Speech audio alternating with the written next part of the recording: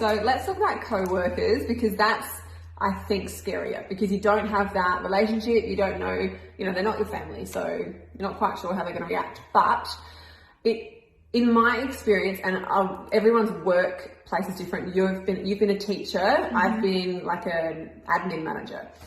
So my experience was always the same, like, anxiety. Oh my gosh, someone's talking about like hair and hairdressers. How do I get out of this situation in case they ask me? I was in customer service a lot, and people would compliment my hair, ask me who my hairdresser was, all those sorts of things, and I have to awkwardly dodge those questions a lot because they're not asking for my life story. I'm not going to explain to just a random customer. No, just a passing comment. No. Yeah. That's a bit different to someone that you see every single day. So I usually get out of that. But, then there's the people that you do see every day. And honestly, like, when I told everyone at work, and by everyone I've meant the few that I was close to, there were lots of people that were in and out, but just the core people at work, it was just such a weight lifted off my shoulders, because it was the same thing that I just explained about school. All of a sudden, I had people there that knew. So if a customer was asking an awkward question, my co-worker next to me, I could just be like, and she knew what was going on, and she could even help me, she could kind of distract that person for me if I was struggling with it. But it just makes such a difference. Like, the more people who know, the better you feel. Mm-hmm. Always. Do you agree? Yeah, 100%. Yeah. And so whether you, do a PowerPoint. Monday meeting. I was going to say send okay, guys. Send a company-wide email or something. Reply all. Look, that wasn't it's more a face-to-face thing for me personally. Some people like to just put it out there without having to have any face-to-face conversations, and that's fine too. But yeah, for me, it was just having conversations with a few people who knew, and it just made such a difference. I really just really needed that. And it was while I was at work that I actually lost my eyebrows and eyelashes. So I needed people to know what was going on then, because that's quite obvious. You can see it every single day. Especially as I was experimenting with solutions for that and wore the most rubbish false lashes. It was fine. They were terrible, and started drawing my brows on, and I was so bad at it. So I'm so glad I had people there to support me through that, and to tell me if I'd wiped my eyebrow off in the middle of the day. I'm like, oh my god, they're like, I'm just go to the bathroom and fix that up. Oh my god, I've never actually thought of it like that. Yeah, you gotta, because if you rub your eye, if you touch your face, first the eyelashes, lashes off, brow off. Yeah. Anyway, but my experience was pretty different, because I was really private about it. So when I obviously Holly's different because she has worn the wig the whole time, whereas I started wearing toppers when I was employed at one particular school. So I was working there for 2 years already without hair. Obviously my hair was thin. And you would doing fibers. No, I didn't even know about fibers. Wow. I didn't know about fibers until after I knew about toppers. Okay, wow. So that's another story. Yeah, so you weren't doing anything really to disguise the thin hair. No. I would just with it. A bit of dry shampoo. I knew it was thin, there was nothing, but it wasn't as thin as it is now. My hair, each year it sort of gets worse and worse. But I was 23 years old. So I decided to get a topper, just found them, but it's another story. So the first day, the night before I got my topper, that next day I wore it to work, and I was shitting my pants bad.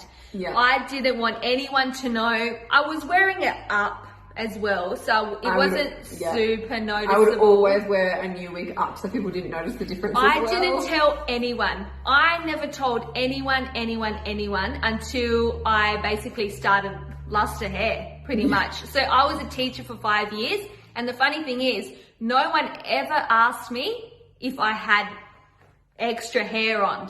They just thought, the day I came to work, they thought I had my hair coloured because it was a bit blonder. One person comment, and I was working with high school students, so they're super observant with anything. One student said, oh, did you dye your hair? I said, yeah, do you like it? She goes, yeah, I love it. And that was it.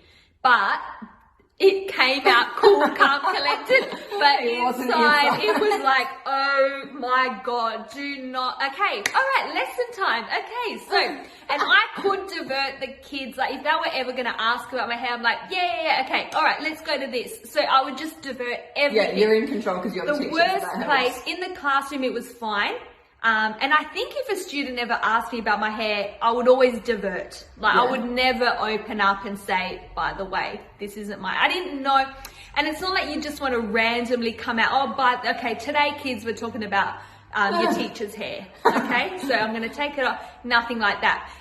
You would be probably surprised the way that I was, because now I'm so open about it and I've got a company in it and all this stuff. Same. It was just, I was a different person around that. In the staff room, every time I would sit down with a group of women, hair always seemed to be a topic. And I don't know if it's because it was front of my mind, so I was always conscious of it. But it was always about, oh, you just got your hair done. Not to me, but to everyone else. Oh, yeah. Oh, my hair's so dirty, it's so oily. And my hair, of course, always looked perfect because I was wearing a topper. And I just never brought it up. One male teacher once said to me, you do use extensions? I'm like, sort of. And then he noticed in the girls' team. And they did. And then I went to another school. So I got another job at another school. And this was when I had sort of started Kimberly Basso, like Luster Hair was in the works. So I was a little bit more like open about it, but not extremely. And one lady in the staff room said to me, and I was new there, this is like my 4th week into the job, and with teachers, you don't really see each other all the time because you're in the classroom.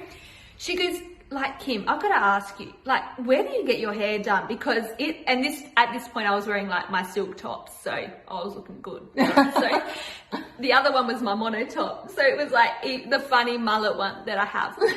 Looks like a mullet now. And she goes, Kim, I have to ask you, like, where do you get your hair done? I'm like, do I do it? And like, I went through 100 scenarios in my head in like that millisecond. And then I said, look, it's actually sort of like a wig. And she's like, what? And I'm like, I don't know, like I've got thin hair, I just, clip extra hair on top. And I was like thinking, oh my God, I can't believe I just said that. And she was all like, she loved it. Yeah, they always do. Like, and I was like, oh my God, I should have just said it sooner, like at the other school. Like it's not a big deal. Like to us, yes, it is our life. It is nothing to the other person. They never care. They're not going to think about it later that day. It was such an anticlimax. Like ever. And then she was telling everyone, I'm like, oh my God. And then I'm like, do I have to explain it again? And I was having to explain it to everyone. That was not good. Like I would rather say it to everyone than have people ask you about it. Yeah. What about in terms of you're all out and la-da-da, but there's lots of people in your life, you're not really out on your personal Facebook pages and stuff. No, so there are, like, most people that I talk to on a regular basis still have any opportunity to bring up my hair, I do. Yeah. But obviously there are lots of people in my life, like almost, like sometimes I have different wigs on, like my main social media and stuff like that, or wear a different wig to something, but it's not drastic, so it's not like blonde to brunette or anything. So it's kind of like people are like, she's got her hair different, but I can't quite tell what it is. So it's not like out, like, wearing purple hair some days or whatever. So I now will just bring it up to anybody. That's no problem at all. But like, I know that most people aren't quite there yet. The way I got there was literally just practice. So the more you do it, it's like muscle building. Yeah, I say this to everybody. Like, the first time you tell someone is going to be absolutely terrifying. And I reckon it was that first coworker that I told, I actually decided that was completely in my control. She didn't ask anything. It didn't come up. It was quiet on the reception desk. And I just said, I'll tell you something you don't know. And she's like, what? I'm like, I wear wigs. And that's all I said. And she goes, when?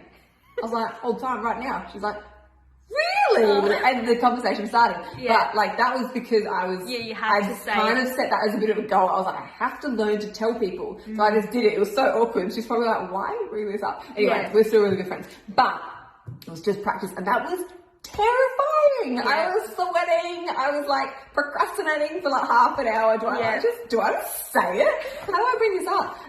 Whereas the more I did it, the easier it got.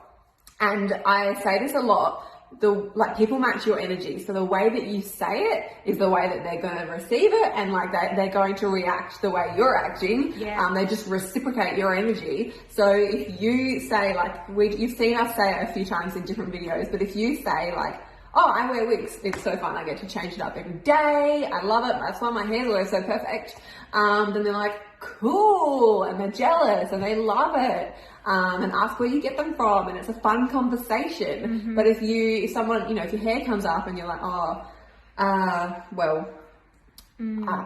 have hair loss, I have a disease called alopecia, and I lost all my hair when I was 5, and I have to wear wigs because I have no hair. Like, it's just a different energy, and they're kind of not be like, sure. Oh, like, I'm really sorry. Yeah, about they assume that you want that the appropriate response is to kind of like be sorry for you because they're not really sure. So you have to set the tone. You have to set the tone if you want control of this conversation with someone, and if you do, it's much easier.